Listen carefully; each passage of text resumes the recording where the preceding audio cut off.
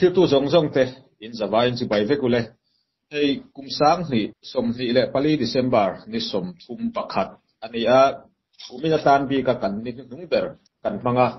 heti mekla hian Manipura kan unaw telaka torna nasatak mai atheng ni in kan sia voina hianin chuta chuan kan nu ho ti mayang bunker anti chetur lodan tum ni in kan sia chung ho chu central forcing kutan thak chiam ni ten kan ria kan ral ria da kan ra chiang lutuk lawa he kan pu he la tang hian thil chiang jok voina thret thei kan in be seya lim taka kumin khar kan in be sei lai Manipur lama kan unaw telaka torna atheng hi poi kan te ema chuti rual ro chuan hei kumin kum chuan kan buai tira tang ani to jok chu sang ni som ni le pat be chum lo chat lowa kan ma mo kuna pianga report in rot betu kan pu chunga lom thu kan soya tin na ten a han chak buak thina ama ro chu mi sang te tung trai na awangin e pathian in dam na tha te apea risel na tha te apea ngai chula o chi alo ma sela report mu mal taka petheya pathianin risel na tha an pele te hi kan lo me ma risel na thale zual na ya zofa mun sanga omte ta na Manipur ground report mu mal taka apek chun zom theinan du sakna kan ran ma sa ni ti chuan tun din huna Manipur boruak chang pui kan pu ne na tang hian tuna lo ngai thadon toila a thome ole channel lo ngai thathin tu kan unaw zo fa khovel omzong zong te sang hi som hi pali kum to December ni som thum pakhat du sakna chi bai kabu masa che wani hei khovel har sat na le boina tam takara leng le khosathin ma ni ila pathianin hei kum sang hi som hi pali December ni som thum pakhat min ron fuai tlenga hei Manipur lama kan buai na te po engtin nge that lam kan pan zel kan in bei sei lain that lam ain nimin pialam tuna inrin nizan karkal ta inrin nizan lama tanga buai na khatuna po hianin ala buai chun zom zela chuti ang te chukan ni a hei nimin lama khanin ground report kan ron pilawa achan chu buai na te kha chutia inka na te a omlo wanga ron pelo kan nia ama sa in tui chin sai bul lam elam pangchan chin hi ngai tha tu ten kan han hriat the thiam the na turin aram om dan te heng lam pang a district le aram om dan te hi kan ron soi masa anga tuna kangpok pi district kan ti tuna abuai na mun hi Manipur phai ram Manipur ram chunga tan chuanin aram laili na ber tila kan sei chuanin taring lawa hei ale lama han enila tlak lampanga hian Tamenglong district a oma ti chuanin mar lampanga Senapati district a oma tin chua lampanga hianin tuna Ukhrul district hi a om le a tin hei chim lampanga hian Imphal East le Imphal West district te hianin an hualta ania tuna tuichin saibul lam heti ang ma meite hovin an buai pui na chan po hi thildang ni lovin tuna saibul tuichin kanti khamen lok bungpi area kanti lam hrim te hi hei phai le tlang bul thut china keni Manipura kuki zofa tena kan lu aram te hi anni a nikum buai tran tir mei ti ila sang hi som ni le pathum mei tha khang hun laya mei te aram bai tengol mei te police commando le mei te lipun ho khang ho tang rualina min hal sak le min ti chiat sak khua te kha anni a heng khua le ram te hi kumin sang hi som ni pali November tla lampang atang to khan tuna kan unaw kuki etuna kangpuk pi de hun rang ranga relief ke ma om khang khonei tu ho khanin mani in le lo kan khua kan veng hi kan lu atran le lo chuanin thil hi adik don lo ti in anni ho po kha le chen khalo in puat sayin November tla atang khan heng tu na tui chin sai bul kan ti lam zong zong khua te hi an ron lua tran to kha ani a tu na hian ama po in kan lo soi to a helai hmuna om te hian temte te akan om ani chuanin na hina kan tan har sat na zok ani ange ti in khothum khodi ka mun khata an om khoma chutiang chuan khua te kha an han lua tran ta kha ania meite ho chuan sanghi somhi le pathum mei jun vela an ti chiat khang khua te kha an mani ta anga ngain tuna kan han lua le ta ka chuanin keini hovin kan chu sak ang in an nga ya tin chuanin an ram noi mi le meite di pun ho police commando ho tang rualin khatiang khan tun tla ni som ni le pathum zan lama tang to a ron be tran ron kap tran kha an nia Christmas po him le lom takin kan mang thei lawa heng lama mi ho zong zong hianin in ral ringin khatiang khanin silai ral thuam ne nan mi tuite vengin khatianga hun mangkha an nia tu da hianin tun karkalta in rin ni zada tangkhat na sataka ron beile kha ania khami in ka na khan kan puan to angin meiti ho an tlan chiat na sat awang khanin tuna hian meiti arambai tingol le meiti di pun le ram noi mi ho ni to lovin nimin lama tang to khanin tuna central force ho heng ho hi ral matongin an ron tir ta kha ania nimin lama khanin hei kan ho tu te ne na anin biak rem na a kha chuanin mahar regiment ho kha tu na saibula post pakhata hian ommai tur khan ho tu ten rem ti na kha an nei pui ani a saibul post a hian mahar regiment ho hi omse an mani rual hianin saikula keimani kuki police te ho ne nan omanga ti kha an thu thluk na le anin biak na kha ani ichuanin hei mahar regiment ho ron an ron omanga heta hianin meitei police commando emo ani lo le meitei lampang reng chu atuma helai hmuna hian an ron omin an ron tel ve tur ani lo ti kha ho tu te ne na anin biak rem na kha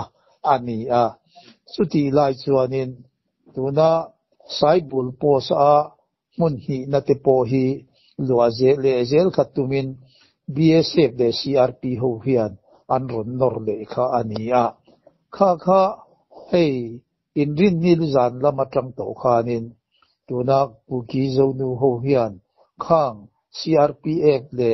BSF local te kha an lo dang ani tikhan tu kin tling khanin hei an lo dang zo thei kha ania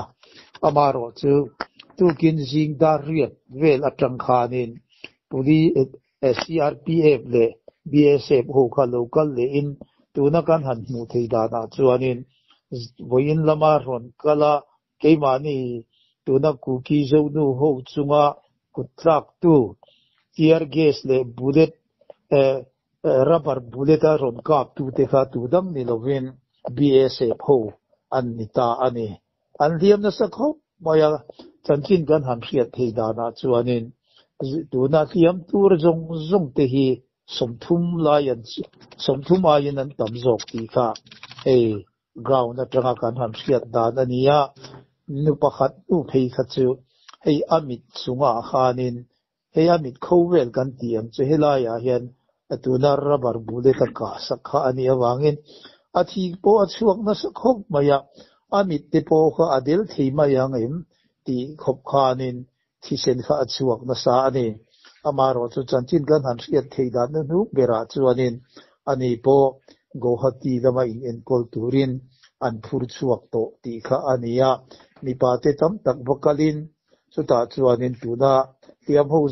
zong kha an ron po ho thoma khak te kha chanchin kan han hriat thei dan ania ti chuan hei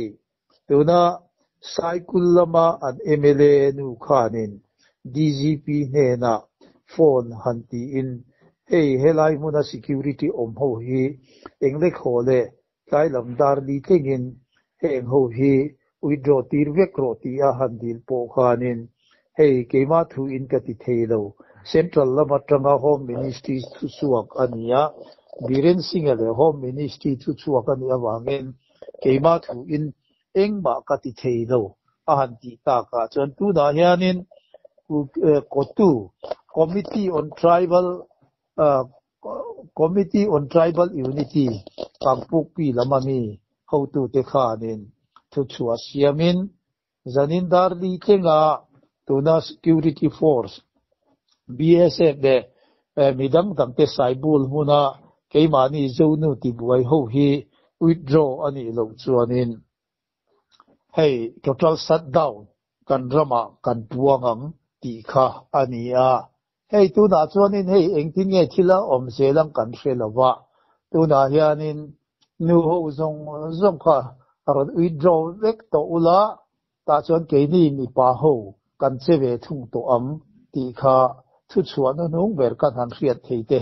ania engtin nge tuna hian malama hian thil aten zel don ti kan hrelowa tuna hian meitei nu ho le meitei ho chuanin keimani manipura tangmi non naga ho chu a elzong zongin thu chua se te min ron siam khum ba ka an social media te po tuna zong BSF hovin ku ki zo nu ho chu hongai na tel ni alowin an that tran to do ne te in thu chua te kha te social media te kha nan ron siama chu tiang chuania tun din muna kan omdan engtin nge malama hian thil ron tling zelang ti hi hriat ani lawa hey kan han hriat tura ka du pakhat chu hey meitei ho tuna an mani district china hian APSPA kan ti Armed Force Special Power Acts kan ti hi puan ani velawa amaro chu keimani tuna kangpukpi district kan ti lam Saikul Sadar Hill lama hianin tuna APSPA hi puan ani to awangin sipai te hi ancherum tran tial ni hian alanga achan chu an mani hi tuna APSPA hian thuni na pek an ni awang hianin kantan po boikhak na thiltam tak a omani ti kha min lo fiat pui turin kan han puang boka tin chu ba ka chuan tuna BSF le CRPF te heu hi kan rama hian duty an ron om to ani chuanin azoi zoin kan ram kan del china hian meitei hovin kuwa an ron hreu chho zelanga kan ram hi min chu sak an tumani ti kha an policy ani ti hi a hriat reng ani chu wang chuan hei kan hmalama hian zan in na hian engtin nge thil ron omam in ka na satak te po hi atleng lowang kan ti thei to lowani achana chu tuna security force ho an che dan hrim hi dan in apek angchin pawar po ni to lovin an che to chatin a hriata CRPF ho hi chu Central Reserve Police Force ti annia amaro chu BSF kan ti te hi Border Security Force ti ania ramri lama hei thupek dan le thupek kenko tura da annia tin BSF ho hrim hi tianga mi votur hianin I pawar an nei lowa thupek an ni bok lowani amaro chu voina khan BSF ho khan keimani zodu ho chunga khanin tiang an lek na sa hle ani khang te kha BSF dan ani lowa BSF hi chuan silain ro arelanga adiuti anga silai nen amaro chu tiang nen police ho anghianin tuna lathi charge kan tiangin tu ma vu anti velawang ti ka BSF da na omve ani hey BSF ho hianin danin aphal sak pi alama keimani zodu ho chunga hianin thil anron ti chat to mai hi hey hi dan ani lawani hey hi anni chunga hianin case po ti sak thian ni ti kha kalo hiat ve dan ani atu chukan puang tel ni se tempo ni se hey kum thui ta na kan hun kim om tak chu ko tin te na kum tin maya ka him le lom taka kan man thin kum thui ta na hun po kang pukpi tuna Sadar Hill lama kan unaw te chuanin an mang thei to don lowa zanina hian hei dar nga le achan ve dar nga le minute somli don lai alo ni to a engtin nge tu na hianin silai hi na satakin aron ri in ka na po hi aron thleng thi ani ti kha kan buruak in mung dan hi ani awangin mun tin le ram tina kan u nau te khanin tong trai na min ron zui turin kan ron som bok chi u ani ole mun dang tuna mun ran more lamte ting no pal lamte tin sugunu lamte langza kangwai khosa bung kan ti te le mun danga te chuan voi in lama in ka na le thil du om lo thleng a om lova amaro chu tui chin saibu tuna kampuk pi Sadar Hill district lama ero chuanin kan chunga thil thalo atena zonu ho mi som thum aya tamin thiam antoka hey tear gas ile rubber bude ta ka an ni lama tin hey tuna tear gas an ron ka na jinga po hian luak theina dam doi te po hi an ron tel nge ni zonu ho jinga khan lo bor po ege mo na zat kha an ombok ani ole khang te kha zanina ta na Manipur ground report kan ron te thei te chu an ni mai không ai in zona pakhat kan zo bel lokang chenga hei kan ram din mun a in anglowa thisen zom pui u nau ni maila aminol pui na kan hriat thiam lo deu thin chu thetiang buai ni khuwa hian engwangin nge mi pa ma the lowa mei chia ma the an ni ti lai tak kha mi thil fia thiangem hei mi pa ma the a kan vakal ani chuan heng lai muna mi pa kan in be ni chuan security force te khan ni sina kan soi to ang khan armed force special power x hemi ke ni ho kan chen na huna hian puan ani si awangin khata khanin mi pa kan wa in be ani chuan tu na si pai ho khan si lai an ron mit ring hal don ani mi tam takin thi na kan tok don khang te po kha ani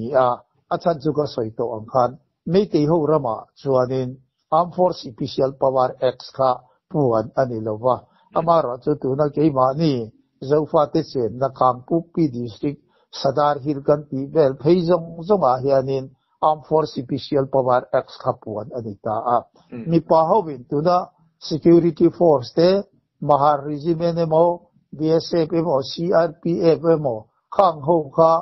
lo dangin lo do ta ila lo do dal ta ila an ko nga khan an ni ho khanin engtin tin emo ke ni ho kha min tianga akut ruak ma ni ila ke ni ho khan khatianga min ron pe ta min ron heke mo ani lo le an silai mong phe nga min ron su emo khatia min ti to khachon ke ni ho po thin rimin lung tu memo ani lo le hiam emo kan chelek ve anga khata khachon an ni ho po in hei an ni ho hianin tiang ne chem ne min ron ete ka chu wangin kan kap tamai ani ti khanin min kap le anga kan thite umai do na ne khak te kha ani thil om da thi mo chung te wang chuanin he tiang buai na tam taka hianin nu ho hi amasa in an ti thina ei India rama chuanin India rama chau lo po khobel mun zong a hian nu mei chia te hi mi zong hian kan sa ve ka nu te hi mani in chu veng tu chung kwa fanau te ho zong khum him tu an ni angin hei ramtan po hian an lo tang kaya hetianga asipai po lo kal an lo do le ani chuanin asipai ho po hianin nu te kan za na hi chu adan hi adam ta hei mi pa to phot chu mi che pum chunga tanga in siama piang vek hi kan ral matonga an ron kal to hi chon kan ril ruput da ni adang dai mahal mai ani khati ang kha ni kha le chen kha ani ni lai kha nu ho khan tu na saibul area po an lo dang kha ani hei nimin lama phei kha chuanin tu na saibul kem pakhat an lu ato na an thom no an mut bu te an reksek te khang an blanket te khang te zong po kha khang bangkar an om na tang khanin nu ho khan an ron pai chu sak veka horo helai kan ramania nang ni ho helaya in ron opi engatan ma atang kai na le athul na omlo kan rami ke ni hobin kan ni pa ho hi anin an laveng him zo to kani nang ni in ron omve hi athul lo ti khanin khami ria namu nan khwar zong zong atang po khanin khatiang khan an bungruwa te khala chuakin khalaya tang khanin an bo kha ania maro chu engei kan tia ho tu lian lama tanga thupe khi akhau le ani ang oin lama chon khatiang khanin tiar gas tele rubber bullet te hial an ron bangta kan zo nu ho po mitam takin samthum aya tabzokin fiam an to ka then khat phei kha chu serious tak te an nia damdoi in pan puya a then lem chu zo nu pakhat phei kha chu bo hoti lama in enkol turin bo hoti lam tu na hian an pan pui me ka ni ni thil tam tak om ma sela income zan ania tin nang ma po income atula daruka biak in thlen ngai kha ini to chu wang chuan thil dang chu da thata ila engemaw inka na te emo thu thin thong deuh te aom le ni chuan zan rei lama po chun zom le taila engpo ni se tun thuma tan chuan kan ground report chu du tok phot mayang ole kan lo le zabain nin hunung ber ti mayang sang hi som hi pali December di som thum pakhat